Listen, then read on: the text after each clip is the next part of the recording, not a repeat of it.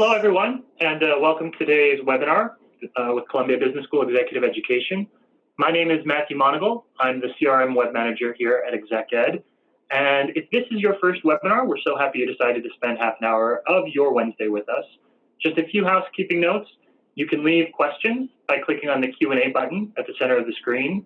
These questions can be about the content, and we will circle around to them at the end of the webinar. Or if you're having connectivity issues or questions about just our ExecEd offerings and our webinar in particular, feel free to leave those as well. We do offer a full recording of the webinar after about, I'd say, 3 or 4 business days after the conclusion of this. So be aware that that'll be going out by email to everyone who signed up for the webinar. So it's my great privilege today to introduce Rita McGrath. Rita McGrath is a faculty director here at Executive Education. She's also a world-renowned speaker. She's a thought leader in many areas. Odds are you've read her quotes in a publication, one of the publications, business or otherwise, that you frequented. And she's here today to talk about, well, let's say, what are you here to talk today about? I'm going to be talking about innovation portfolios and resource allocation. Perfect. Welcome, Rita. Thank you very much, Matt. And hello to you all. It's a pleasure to be here. Do be thinking of questions. If we don't get to them in the context of the webinar, we do capture them and we'll get back to you afterwards. So the issue before us is, why is it so difficult for organizations to innovate? And some of the research on the topic suggests that part of that problem has to do with the way that resources are allocated. Okay, so a few little technical glitches here.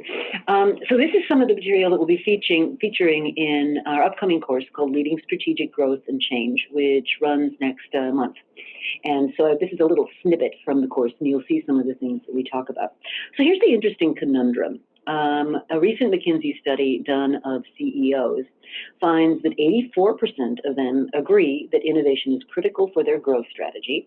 80% of them articulate that they think their business models are at risk, and yet only 6% of them are satisfied with their innovation performance. And the part that I found very interesting about this study is that they don't happen to know what the problem is and how to improve it. So what we're going to do today is give you a little glimpse into what I think, anyway, one of the problems are with the whole innovation process in most organizations. So the problem really begins with your strategy. And this is Consultancy Insight that has found that if you take an entity's core business offerings and project their likely growth into the future over some period of time, that you'll find there's a gap, that you can't just keep doing what you're doing every day and actually grow to the extent that your strategy needs you to. And that implies that innovation is not just kind of a nice to do, it's something that you absolutely have to be able to get good at as a matter of strategy, right? So why does this all happen? And the first problem that you need to be thinking about when you think about innovation is, all too often it's kind of episodic and it's a feel-good exercise. So, we run around doing innovation boot camps and ideation sessions, and everybody gets trained in how to be an innovator. Thousands of Post-it notes die in the process, and then we have this bucket full of great ideas that nobody then knows what to do with. So you don't want innovation that's sort of episodic or that only covers the ideation part. You need to have innovation that's followed through with incubation, that's then accelerated so that it can actually become a meaningful part of your future strategic growth prospects. The other big problem is that you don't want your resources held hostage in parent divisions. All too often in many companies, division heads see the most significant competitors not as your actual competitors in the marketplace, but as other divisions in the same company. And this is actually what happened at Sony. Sony had the right to content, they had music, they owned a movie studio, they had hardware divisions that could produce wonderful hardware, they had software guys that produced wonderful software, but the problem was they couldn't get them to work together. So they had lots of innovation going on, but it never really made it to the market because they couldn't get cooperation to occur within the firm. Another thing that often happens with organizations is that they'll pursue a new business model or a new strategy, but they'll try to force fit it into the existing structures that they have because it's kind of easier. You don't have to redraw the org chart and everybody keeps the same roles, but it's long run very dangerous. This is actually what happened at DuPont over many years. What they found was that their business models and their organizational structures, up to a point, worked together. So if you ran the Kevlar business, let's say you owned the Kevlar assets and you ran the Kevlar sales and it was a materials-based business, well, as DuPont wanted to go into more strategic solutions kinds of innovations, what they found was keeping things in those old structures just was really negative. That instead what they needed to do was reform the company, which they did. They invented 5 growth platforms, which drew from the assets of the existing divisions, but weren't completely aligned with the assets of the existing divisions. So that was kind of necessary for them. A last kind of thing that I'll comment on with respect to innovation going nowhere is that it is often ridiculous how little we know about our customers' real needs and desires. And here are just 3 examples from a file I keep at home. I call it my flops file. And these are things that made it to market that probably, in the light of hindsight, should not have. So how about mixed vegetable imitation flavored Jell-O for salads, for one? Or the Nokia N-Gage phone, which was designed to take Nokia into the gaming business. And it worked pretty well as a gaming device. The problem was it didn't work very well as a phone. To use it, you had to have it sticking out from your head in a really bizarre angle. Or General Motors, which decided to go to China by defeaturing the back seat of the car. They figured, hey, we'll put all the investment in making the cars great for the driver, but they're going to be too expensive if we take the same American model and bring them to China, so we'll defeature the back seat of the car. What they didn't appreciate was that if you're wealthy enough in China to own a GM car, you're also wealthy enough to employ a chauffeur, which many people do. And so you have this image of this Chinese billionaire sitting in the back of a car, rolling down his window manually. Not very good. And then you have these ventures that, as I mentioned, I have my flop file and I study the ones that kind of went dreadfully wrong. And what you find is this common pattern, that they are treated the same way that your existing core business is treated, when in reality you need to manage these in a radically different way. And in a separate presentation on discovery-driven planning, I talk about how that might have been handled differently. For now, let's just say that you can't handle uncertain new ventures the same way that you handle your existing core business. So if you reflect on what causes organizations to struggle so much, and go back to my 6% of CEOs who are satisfied with their innovation process, and everybody else is sitting there going, I don't know what's going on. Why is it so much of a problem? And this is a typical list that I get back when I ask people why there are such issues. So too many silos. We're afraid of cannibalizing our successful business. We have no way of measuring progress. What I would draw to your attention is these factors are all there, typically for a good reason, typically because they support some innovation in the existing business. And the bottom line on these is that they are internally created. And I would argue if they're internally created, they can be internally removed. Now, it's not always easy, but God did not come down and say, let there be silos. This was something that management put in place for a reason. And what you need to realize is that as your business evolves, that those reasons may no longer be relevant. And so you need to be bold enough to sort of do something different with them. So I would say the biggest, if I had to point to just one problem that I would argue is at the root of many incoherent or unwell done innovation programs, it's the fact that we really struggle to account for something I call option value. So if you just took a very simple set of uncertainties and said, in our existing business, we've got pretty low uncertainty. We know how to do it. We have systems and processes that have evolved around it. We have quality mechanisms and so forth. As we move toward higher uncertainty, the kind of value we're creating changes. So in a very low uncertainty situation, you can actually measure what you're doing in terms of present value. So I can forecast my cash flows into the future, discount them back, and I kind of know what I've got.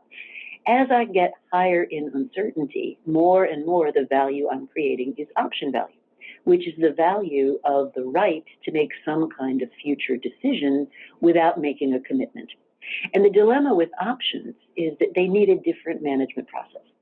So with options, what you need to do is invest a little bit, see what happened, see if your hypotheses are proving to be correct, be prepared to redirect or stop if they're not being validated, and then move up. And it's a very intuitive concept. If you just think about the fact that you're taking a half hour to listen to this webinar, you don't know exactly what benefit you're going to get from it, but Columbia is a pretty cool place. We've got some good thinkers here, so, you know, chances are something useful might come out of taking your lunch hour to do this. So it's a very intuitive idea. Yet somehow when we get to making decisions in business, particularly around investing in uncertain projects, that idea goes out the window and we snap back to these more traditional approaches. So where this takes us is something I call managing a portfolio of opportunities rather than just managing your existing business. So across the bottom of this graph, you have uncertainties about markets. So this could be your external markets of your customers, your suppliers, your ecosystem partners. It could also be internal markets. Who are the people that you're working with? Whose support do you need inside the company? What kind of marketing depth do you need? That kind of thing. And you've got low uncertainty on the left-hand side and going up to higher uncertainty as you go to the right. On the vertical dimension, you have uncertainty about technologies and execution. Now, this is, by the way, uncertainty to you. So the solution may exist somewhere in the world, you just don't know about what it is yet. And these are two very, by the way, traditional dimensions of uncertainty to look at. Many people offer these, but I think it's a useful way to kind of frame your thinking about what you want to be doing. So in the low load case, this is clearly enhancements to your core business, and it's essential that you get those right. Because if you don't get those right, you're not going to have the privilege of doing anything else. And these can be very innovative. So moving your business to the core, investing in completely new platforms, over-tooling your IT department, they're all very novel, but they're not completely uncertain to you on either dimension. Moving out a level of uncertainty, you have what I call platform launches. And these are prospects for being the next generation core. So these are things you're going to scale up, you're going to be including as part of the core business. These are probably your rapid growth parts of your business. Now, in core enhancements and platform launches, we don't want to see a lot of failure. We don't want to see things going on unplanned. We want the discipline of the financial planning mechanisms and all that stuff. Once you get beyond high uncertainty on either dimension, now I'm going to argue you're in the world of options. And that's a different place than being in your core business. And there are three kinds of options that I think are worth considering. The first is this case where you've got certainty that there's some kind of demand. What you don't know is which combination of technologies and capabilities are actually going to be relevant when this thing comes to market. So let me give an example from DuPont. They have a huge division that sells materials into the semiconductor business. And a lot of smart money is saying, you know, eventually we're going to get to the end of silicon. And the performance improvement of silicon is going to reach the end of its technological trajectory, and we're going to be looking for something else. And of course, if you're selling into silicon businesses, that's a big deal. So what DuPont has going on right now is 3 projects, each of which are mutually incompatible, and probably only one of which is going to emerge to address the what comes after silicon question. They're not compatible projects. Now, you would never do that kind of investing in a platform or a core, because those are places where you need to make a real commitment. But when uncertainty on technology is so high, you may need to take a stake in the ground just to keep your options open. So that's the nature of the positioning option. In the other dimension, you have something you know how to do, or a capability that's been created, and what you're trying to do is take it to a new market space. So that could be a new segment, it could be a new geography, it could be a new application. And there the message is you want to be investing in low commitment, low cost ways of learning. Do not let anybody tell you that you have to build it before you can test it. That's usually not true. Even if it's a styrofoam mock-up, you can show it to a customer and say, hey, if I made you a device that was that size or looked like that, what would you think about it? Much better getting actual reactions from actual customers than asking them verbally. People are astonishingly unaware of the actual thought process that informs their behaviors, and so they'll lie to you. It's not intentionally, but they'll lie to you. So you really want to watch how they behave and see how they're reacting to pieces of this solution that you're putting in place. Now, the riskiest and most difficult category is this one up here, where I haven't got a clue how to do it. I don't really know if anybody's going to want it, but I think there's a huge opportunity that might help us down the road. And there are a lot of technologies that are in that state right now. So the whole Internet of Things, the emergence of sensors, 3D printing, the ability to understand things using voice interfaces. Down the road, we think these are going to be really huge businesses. But what do we do with them in the meantime? So an example of this that I think is almost really kind of heartwarming is in the case of 3D printing, which everybody says is going to be a huge deal down the road. But today, it's still very slow. It's very clunky. There's not a lot you can do with it. But there's one small market where this technology solves a really pressing problem, and that is that there are, all over the world, there are children who either are born without or by virtue of accident have to lose fingers. So they're missing fingers on their hands. And as a child, that's pretty sad. You can't play sports, you can't ride a bike. There are things that normal childhood things you'd like to be able to do that you really can't. So what this group of entrepreneurs worked out is that if they can use 3D printing to create artificial fingers, it can be done very, very inexpensively. And that really matters because the conventional prosthetic technology that was used to make artificial limbs in adults, for example, don't work for kids because they grow and they're very expensive to create. So, no sooner do you have one made than the child grows and it becomes useless. Whereas with 3D printing, you can just print new ones when the old ones are used up. And what's even better about this solution is these hands do not have to look like people hands. This is an actual photo from the New York Times of a boy who was born without most of his fingers on his left hand. And he can come in and he has Superman hands. He can have Wolverine hands. He can have giant hands he designs himself. And now all the other kids at school who were making fun of him before are all asking each other, why can't I have cool Wolverine hands, right? So that's the basic framework. And the way that I recommend you get started is you start by just identifying what you've got. And in most cases, when I go through this process with a company, we'll find kind of classic misalignment between various strategies that you might want to pursue and the opportunities that are actually being worked on. So this is a case where R&D is very happy, giggling to themselves as they cook stuff up in test tubes. And, the line organization is very happy, kind of executing against, today's business, but nobody's really populating the pipeline of new core enhancements, new competitive advantages. And that's bad, because if you don't have that happening, you're going to have, you're eventually going to run out of your core, it's going to get mature, and you're in this kind of commodity trap. Or there's a case where people are focusing exclusively on the core. They really haven't thought about options at all. And that's pretty typical. I mean, it's surprising, but it is pretty typical. So what you need is some way of getting oversight into how to manage these portfolios of activities.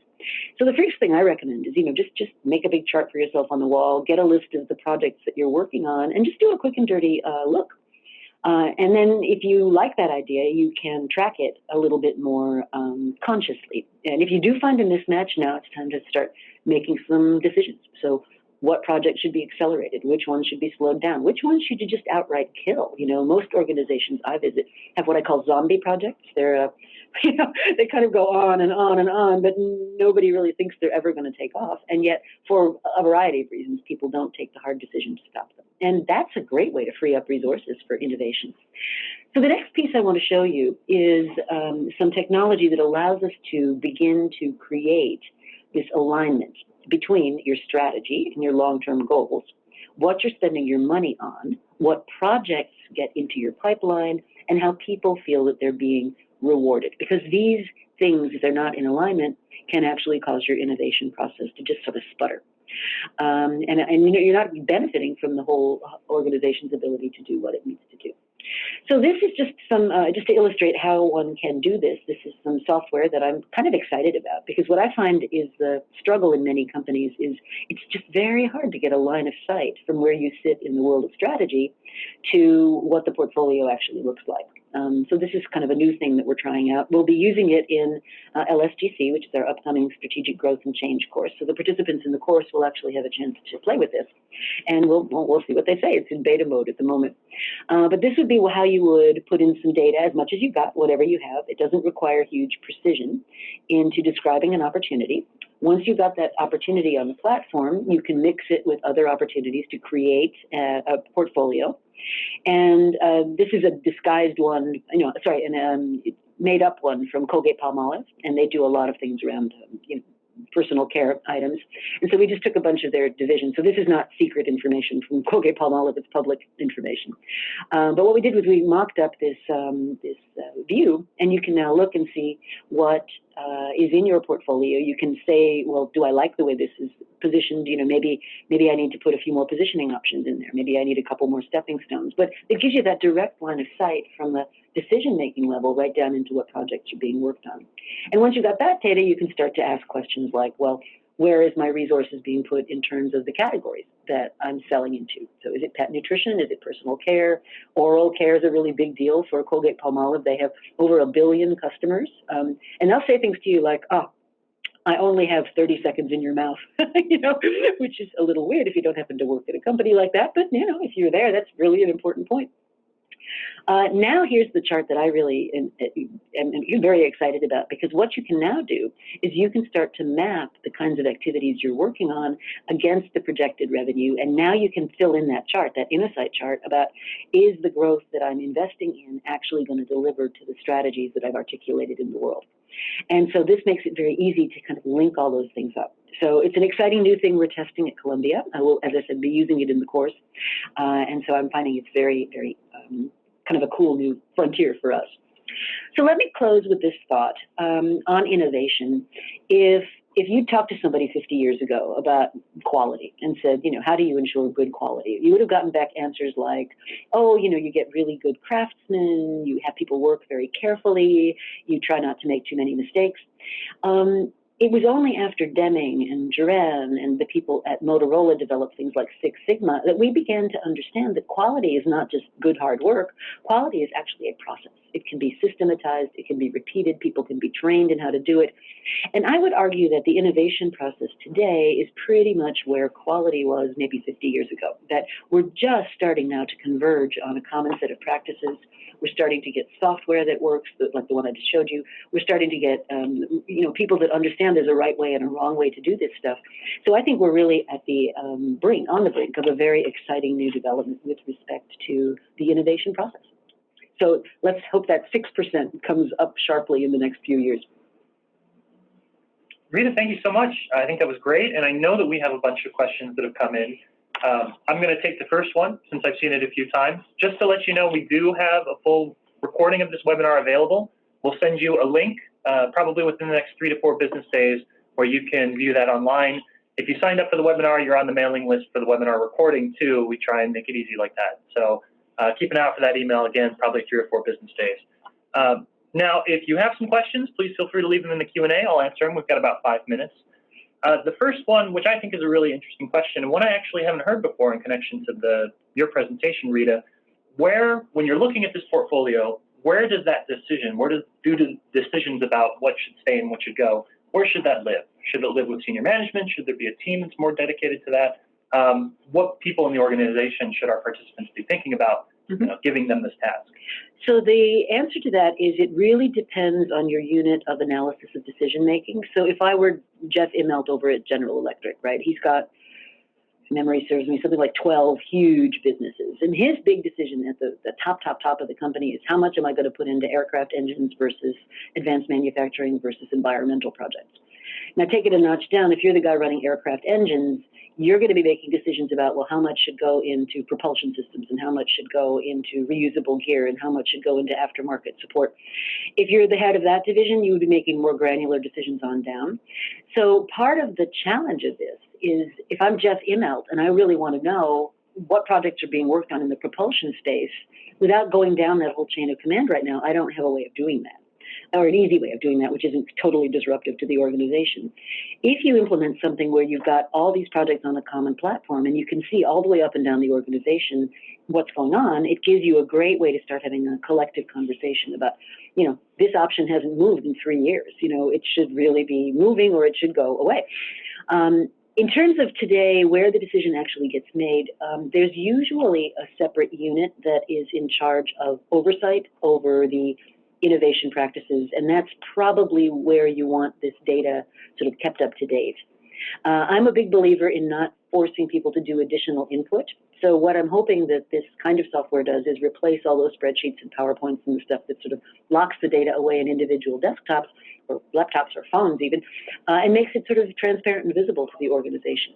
So then this group could go around and have very constructive conversations with the people supporting projects about which should come and which should go. So I think what you need is sort of the transparency up and down the organization, plus somewhere where the responsibility lies of keeping the portfolio dashboard up to date. And another question we've seen here is talking about cultural differences or countries of business and how these might affect portfolio management. Mm-hmm. Can you speak a little bit to some of the companies you've worked with in other countries and how maybe regional or maybe political concerns change the way they go about dividing up their portfolio? Sure. Well, there are some businesses where you don't have a lot of flexibility in how you manage your portfolio because you're regulated to be the way that you are. Regulated energy utilities, banks, many kinds of organizations in which the political system has a strong interest don't have as much flexibility as organizations which have a lighter touch regulation. So regulation is one that I see.